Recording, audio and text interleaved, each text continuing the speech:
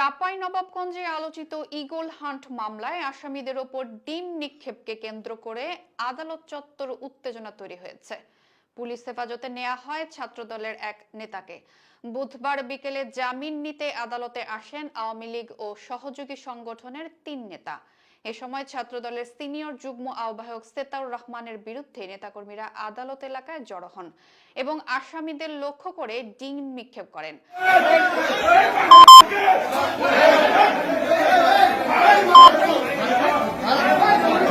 Police দ্রুত পরিস্থিতি নিয়ন্ত্রণে আনে। প্রত্যক্ষদর্শীরা বলছেন ৪ জনকে আটক করা হয়, যাদের মধ্যে সেতাউর রহমানও ছিলেন। তবে পুলিশের দাবি কাউকে লাঠিচার্জ বা আটক করা হয়নি। ছাত্রদল নেতা সেতাউর অভিযোগ করেছেন আওয়ামী লীগ নেতারা তার ২ ভাইকে গুম ও খুন করেছেন।